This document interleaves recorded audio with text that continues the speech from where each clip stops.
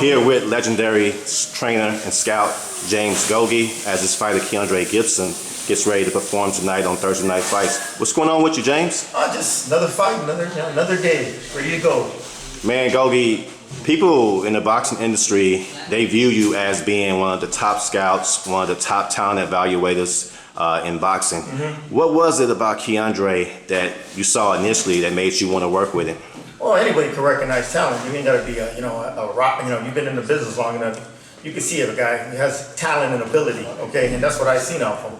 His athleticism, his speed, his power. I worked him out on the pads the first day. I met him in camp when he was sparring with Canelo. He was the chief sparring partner for Saul Alvarez when he fought Mayweather. So when I seen him, I couldn't. I said, man, this guy got some ability. So I worked him one round on the pads, and I told him right here, everything in there. This kid got talent.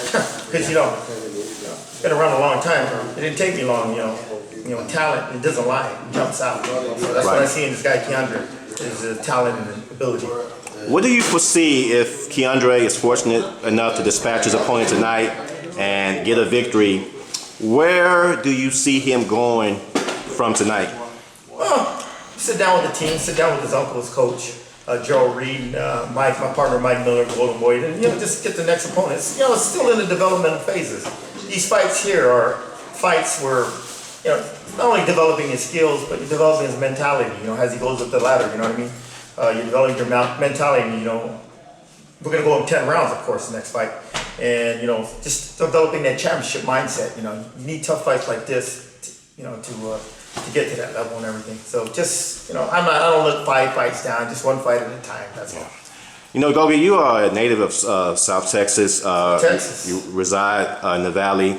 This is a huge fight card tonight in Corpus. You also have San Antonio, which is very, very hot and alive with, boxing.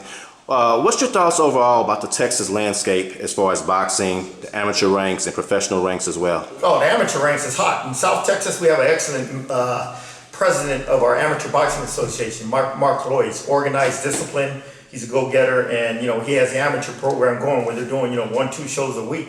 And the key to any type of amateur program is the number of shows they're doing, consistently, and the number of participants fighting, that are joining in South Texas because of Mark Lloyd and his staff. They organized the amateur boxing program where all the clubs out there. There's a lot of clubs joining every year. A lot of people are joining the boxing. That's what it needs to grow. It starts at the amateur level. Pro boxing doesn't start at the pro level. It starts at the amateur level where they start small and they have dreams and aspirations of going to the top, being a champion and making money. But they have a lot of numbers out here, a lot of numbers, a lot of fighters, where they do a lot of shows, and hey, that just gets you better. That's why you see a lot of fighters like at the national level, like young Hector Tanahara, Crescencio Ramos of San Antonio. When they go to these national levels, they're winning them or finishing in the top 3, and it's because of the number of fights that are the number of amateur smokers they have every year that are every month, every week that are developing these kids. As far as the pro game, oh yes, Texas in general and South Texas is a hot place for boxing. The Hispanics, predominantly Hispanics, they love boxing and they do a lot of shows over here. Golden Boy likes to come here, Top Rank likes to come here. It's a big market, especially in the San Antonio area. And they do a lot of shows to develop a lot of the kids that are turning pro from the amateurs, this season their craft and everything.